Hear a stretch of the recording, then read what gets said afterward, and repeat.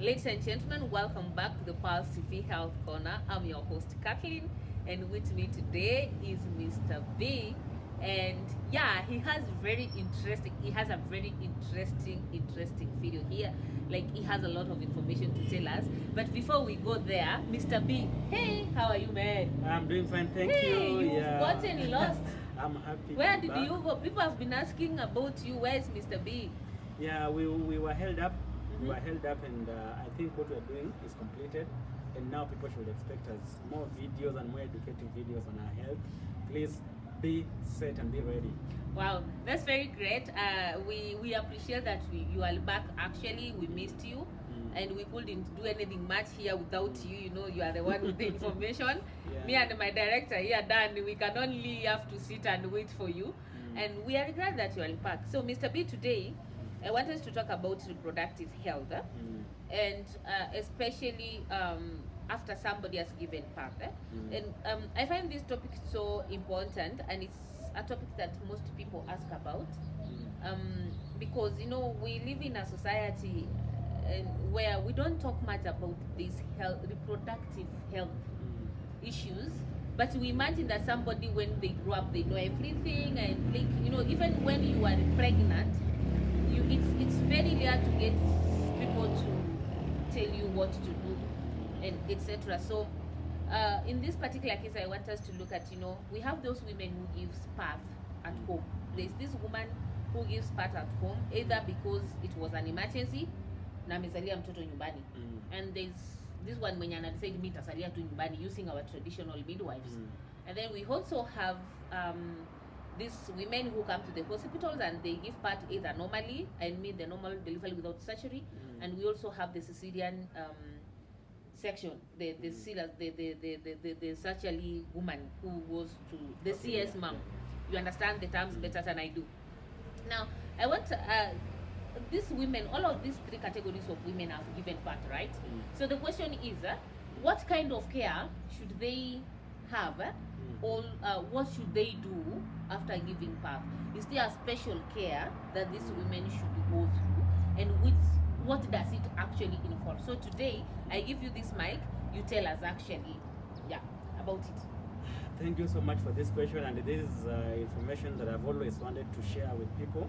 And to start off, first of all, we don't advocate for people to deliver at home. Why?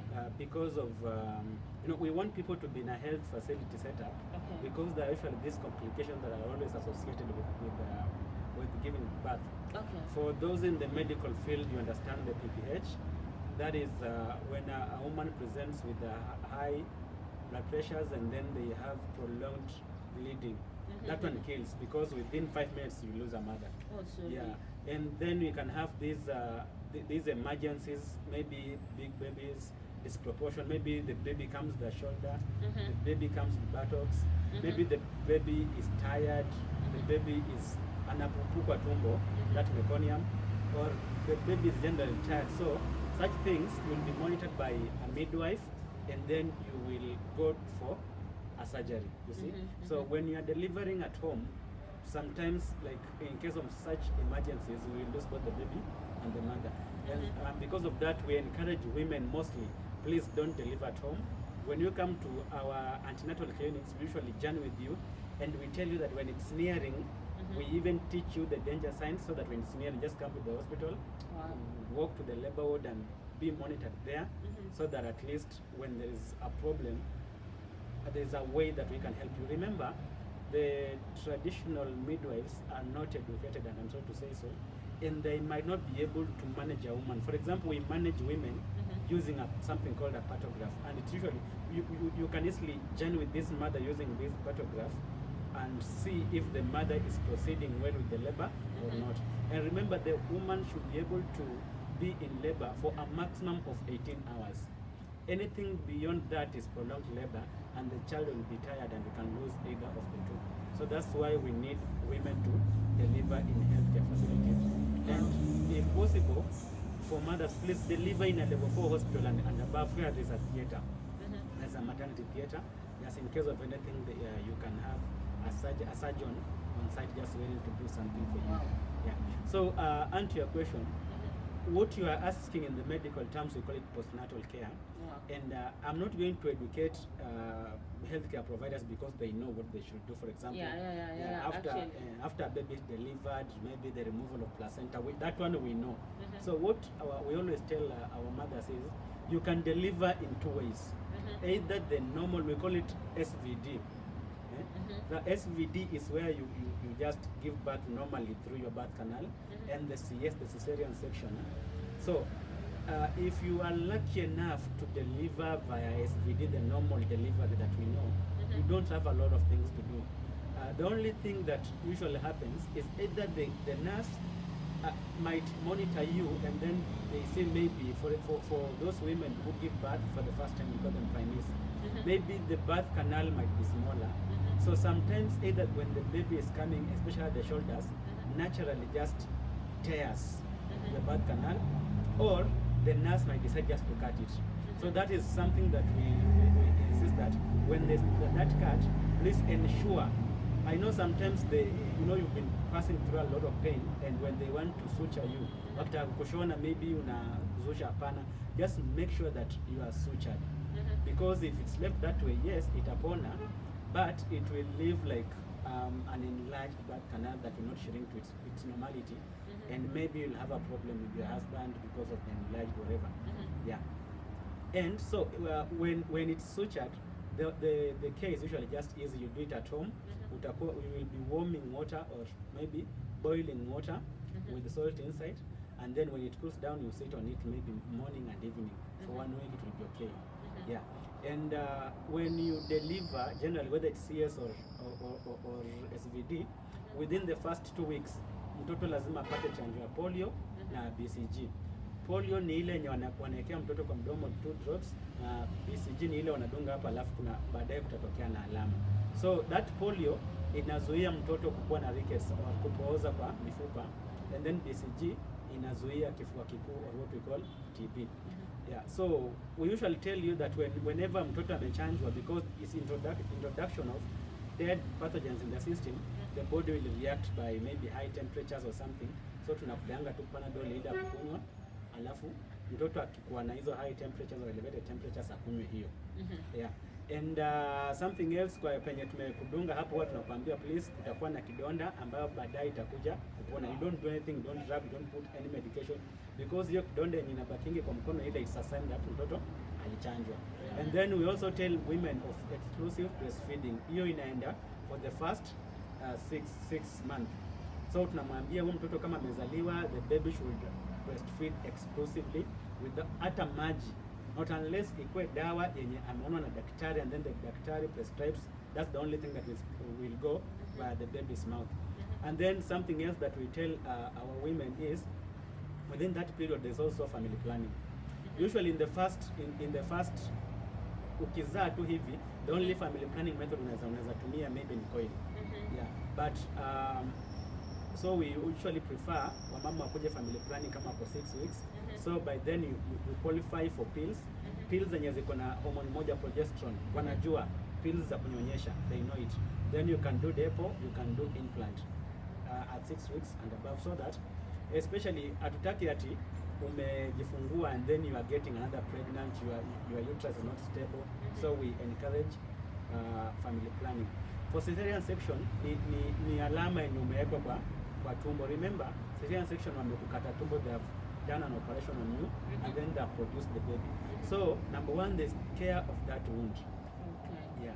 So there is number one, there is positioning. You don't need to kufanya kazi ngumu ya kuinama. Yeah.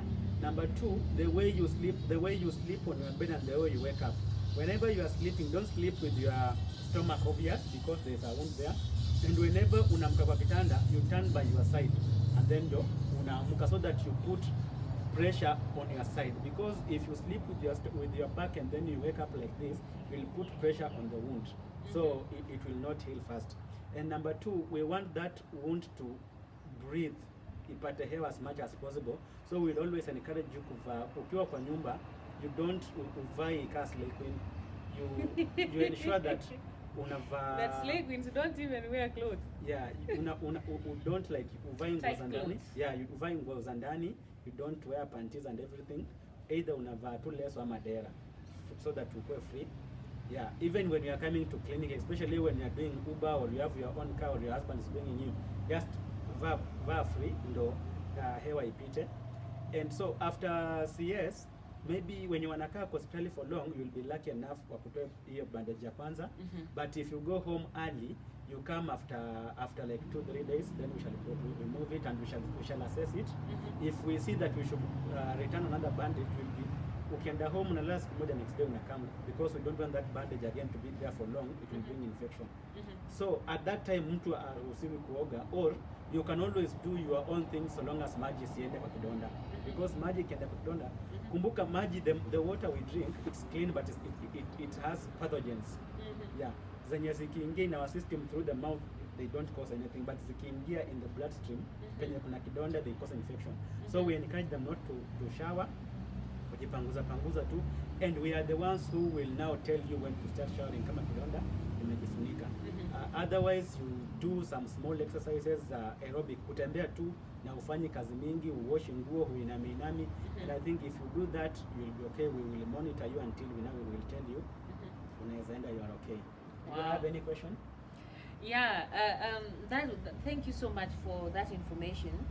And I think you've spoken much about this woman who delivers in the hospital, either through CS or through normal delivery. And I'm wondering about this woman who was delivered in the village, huko ndani, like is not gone to the hospital. So is this woman supposed to come to the hospital immediately, or what is he supposed to do? Because we have these women who deliver at home, so is this woman supposed to come to the hospital immediately ndio mtoto apate hizo chanjo, or he can just wait for some time? That's my question. No, hizi chanjo zenye nimesema, the chanjos usually they are kept at a certain temperatures, and that's why they cannot be found at home or with the village, whatever. So they are always found in the hospital.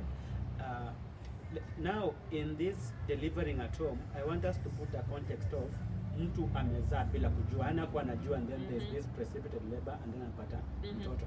So that is stage 1, stage 2.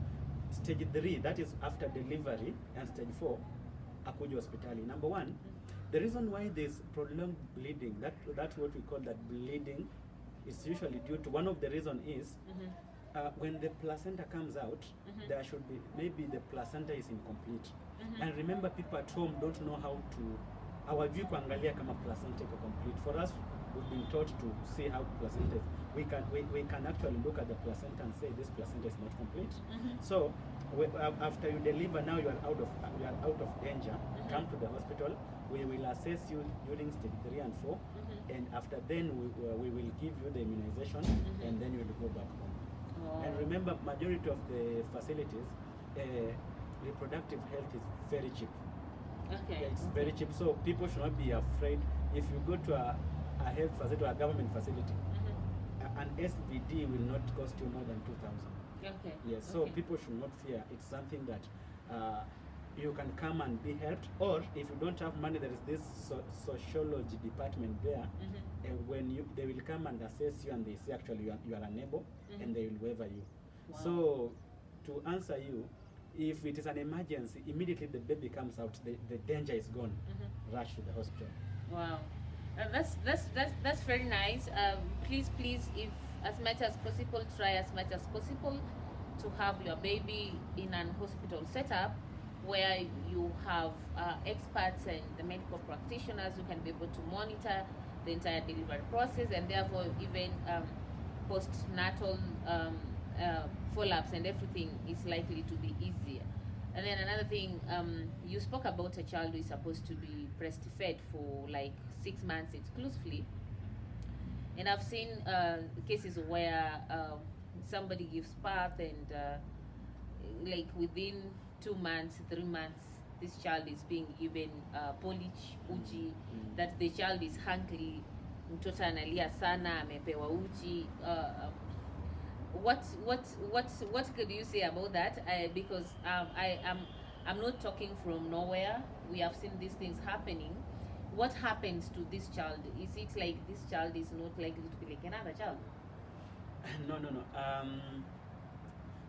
Number one, sometimes some women and some healthcare providers are ignorant, and at that age, when a woman comes to a healthcare facility for family planning, and then you give them what we call a combined oral contraceptives, and an example is Chaguo Langu or Femiplan. That kind of family planning has two hormones. It has progesterone and it has estrogen. So such a woman, when they take that pill, it cuts milk completely, breast milk completely.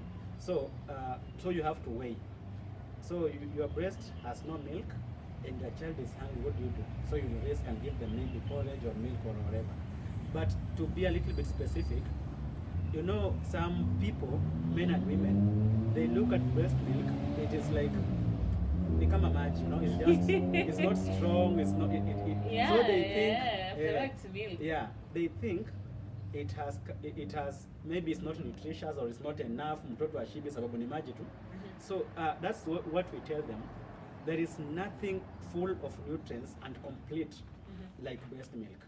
Okay. It supersedes any other thing. It even supersedes none. Number one, it has immunity.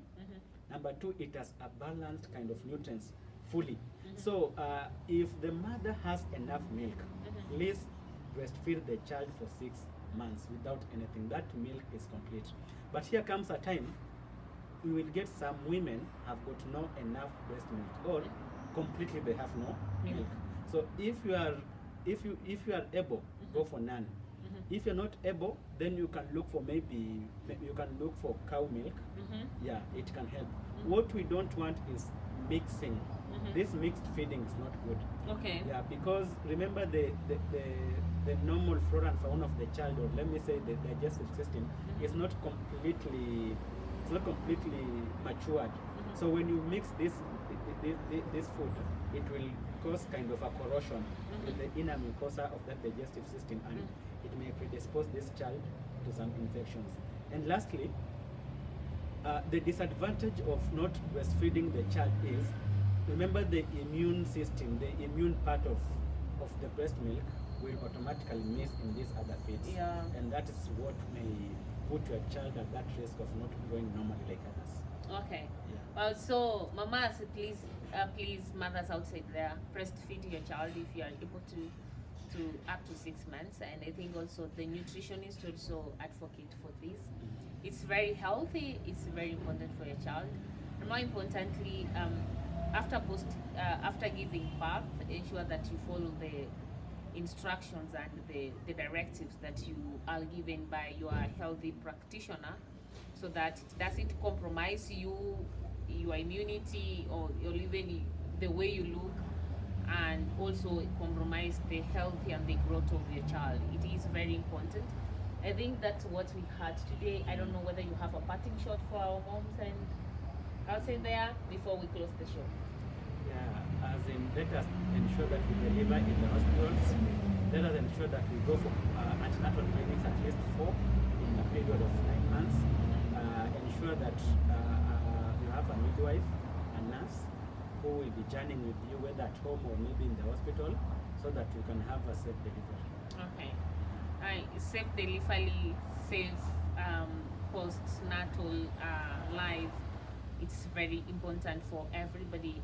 So for those who had questions concerning postnatal care, I think this answered your question, but just in case your questions have not been answered, kindly pin them in the chat box below, and I will gladly collect them, and then we will invite Mr. B to come and give us some insights into them. Otherwise, it is a bye from us. See you next time. Bye.